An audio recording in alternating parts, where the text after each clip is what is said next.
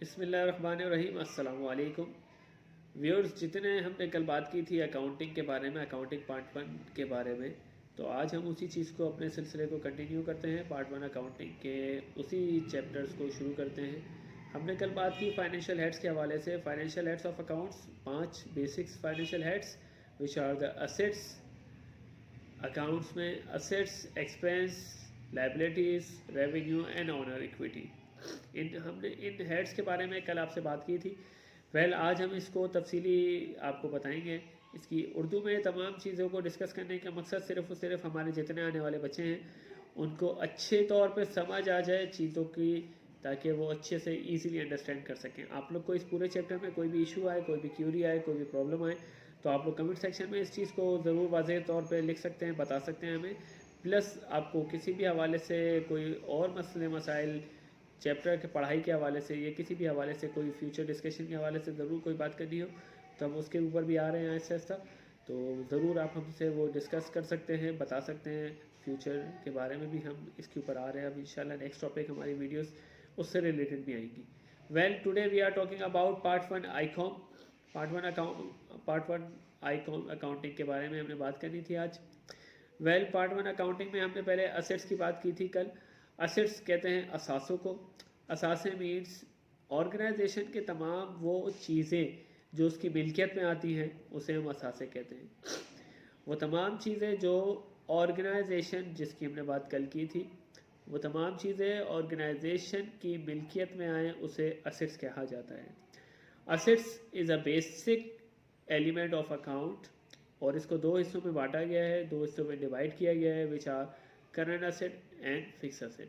Current asset is called one accounting period में, 1 year accounting period, एक साल को अकाउंटिंग पीरियड कहा जाता है। तो एक साल के अंदर जब कभी भी किसी चीज़ में अप्स एंड डाउन आए, उस तमाम चीज़ों को हम करंट असेट में इंक्लूड करते हैं। लाइक ऑर्गेनाइजेशन का कैश, यकीनी तौर पे ऑर्गेनाइजेशन जो होती है उनमें कैश में कभी कम और कभी ज़्यादती होती रहती है, तो उन तमाम चीज़ों को हम अकाउंटिंग करंट असेट में लेते हैं। और वो तमाम चीज़ें कैश से रिलेटेड, चाहे वो कैश एट बैंक हो, चाहे वो कैश हो और सप्लाइज कह लें आप, और मर्चेंडाइज इन्वेंट्री कह लें, अकाउंट रिसीवेबल कह लें, नॉट रिसीवेबल कह लें, ये तमाम चीज़ें करंट असेट में आती हैं। कैश में क्यों आती हैं हमने बताया भी आपको। बैंक में इसी तरह बैंक ऑर्गेनाइजेशन अपने बैंक के एसेट्स को इस्तेमाल, पैसों को इस्तेमाल करती रहती है, कम और ज़्यादा होते रहते हैं।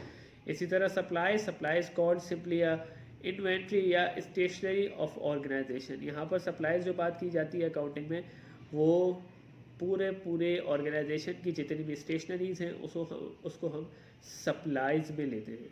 Merchandise inventory which we discuss letter.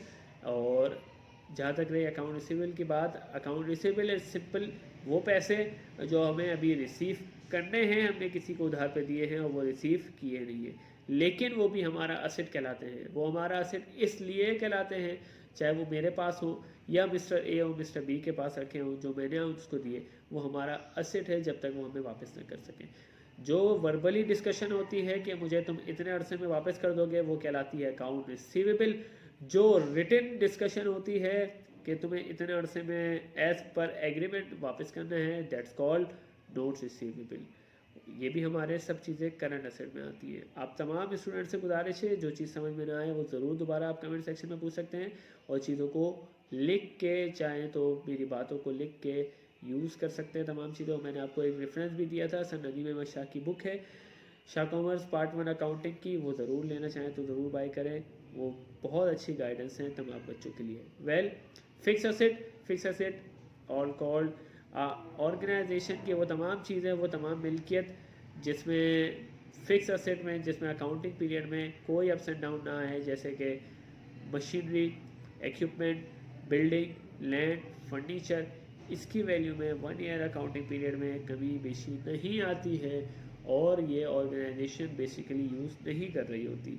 ये तमाम चीज़ें फ़िक्स होती हैं, तो ये तमाम चीज़ों को हम फिक्स असेट में लेते हैं। उसके बाद हम बात करते हैं एक्सपेंस। कंपनी, ऑर्गेनाइजेशन अपना जितना भी एक्सपेंस करेगी उसको हम एक्सपेंस में लेंगे। और मैं आपको बताता चलूँ कि तमाम कंपनीज जो चल रही होती हैं वो अपने बहुत सारे एक्सपेंसेस को कर रही होती हैं बेसिकली। तो वो तमाम एक्सपेंसेस को हम रिकॉर्ड करते हैं अपनी अकाउंट्स में और उसी को हम कहते हैं हमारे अकाउंटिंग एक्सपेंसेस जो होते हैं। वेल जैसे कि सैलरी एक्सपेंस हो गए, रेंट एक्सपेंस हो गए, यूटिलिटी एक्सपेंस हो गए, जितने भी एक्सपेंसेस जो कंपनी के इस्तेमाल हो रहे हैं और हम कर रहे हैं उसको हम रिकॉर्ड करते हैं और उसको भी हम अपने अकाउंटिंग फाइनेंशियल एलिमेंट्स में इंक्लूड करते हैं। लाइबिलिटीज़ की बात की थी तीसरे नंबर पे हमने। लाइबिलिटीज़ वो तमाम चीज़ें उधार जो कंपनी लेती है, लेन देन करती है, उसे लाइबिलिटीज़ के हेड्स में हम लिखते हैं। लाइबिलिटीज़ में अकाउंट रिसीव, अकाउंट पेएबल सबसे पहले हम बात करेंगे। जिन टर्म्स की बात करेंगे हम अपने पूरे आगे अकाउंटिंग में, तो उन टर्म्स को मैंने ज़रूर लिखवाया है, जिससे कि आपको भी बताया था कि account receivable, account notes receivable, cash in hands, bank, cash at bank, ये तमाम चीज़ें असेट्स में बताई थी। फिर हमने भी एक्सपेंस में बात करी, सैलरी एक्सपेंस, सप्लायर एक्सपेंस कह लें आप, रेंट एक्सपेंस कह लें, यूटिलिटी एक्सपेंस कह लें, इनको इन नामों से आगे इस्तेमाल किया जाएगा, तो काइंडली इसको नोट कर लीजिए। फर्स्ट चीज़। तीसरी चीज़ हमने बात की है लाइबिलिटीज़ के बारे में। जो परचेज़ करती है कंपनी, कुछ चीज़ें ऐसी होती हैं जो ऑन अकाउंट परचेज़ करती हैं। ऑन अकाउंट मीन्स वो चीज़ें जो हम उधार पे परचेज़ करते हैं।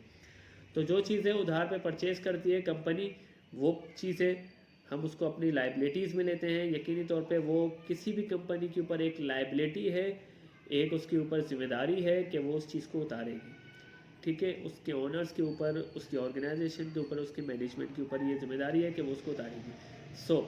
सबसे पहले इस चीज़ को नोट कर लीजिए, जिसमें टर्म यूज़ होती है सबसे ज़्यादा account payable, notes payable. Account payable वही एग्रीमेंट जो वर्बली किया जाए, नोट्स पेएबल वही एग्रीमेंट जो नॉन वर्बल, वो रिटन में किया जाए, नॉन वर्बली हो। और इसके अलावा हम लाइबिलिटीज़ में इंक्लूड कर सकते हैं बहुत सारी चीज़ें, जैसे कि आप किसी भी कस्टमर से लाइबिलिटी पे कोई चीज़ लें, उसको भी हम इसी में रखेंगे। लोन फ्रॉम एनी पर्सन, हम किसी भी लोगों से लें।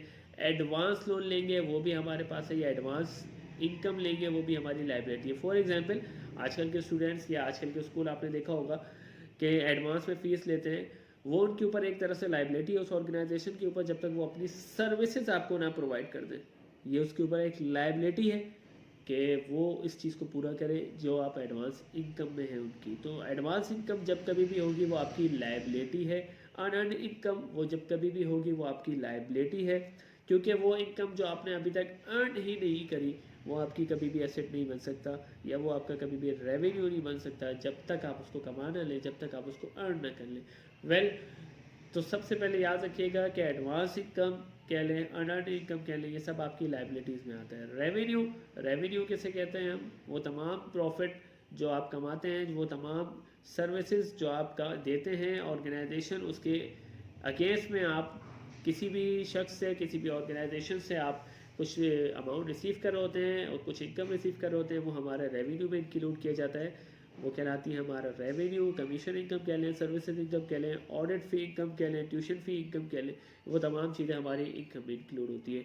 Honours equity simple uh investment of a person who start the business. एक ऐसा पर्सन जो स्टार्ट करता है बिजनेस और उसमें इन्वेस्टमेंट करता है, वो उसकी ऑनर इक्विटी है। चाहे ऑनर कितनी भी इन्वेस्टमेंट करे, वो तमाम चीज़ें उसकी कैपिटल में आता है और हम इसको कैपिटल यूज़ करते हैं। ऑनर चाहे तो इसमें से चीज़ों को विड्रॉ भी कर सकता है, जिसे हम आगे पढ़ेंगे ड्राइंग, जिसे हम क्या कहेंगे, ड्राइंग। तो इन तमाम चीज़ों को ज़रूर नोट कर लीजिए। इस वीडियो को ज़्यादा से ज़्यादा शेयर करिएगा, लाइक कीजिएगा। छोटी वीडियोस बनाने का मकसद सिर्फ़ और सिर्फ आपकी अटेंशन को, आपके इंटरेस्ट को डेवलप रखना है और अपने आप को आपसे और आपको हमसे इंगेज रखना है। ठीक है जी, ज़रूर हमारे चैनल को सब्सक्राइब कीजिए, लाइक कीजिए, वीडियोज़ को शेयर कीजिए। अस्सलाम वालेकुम।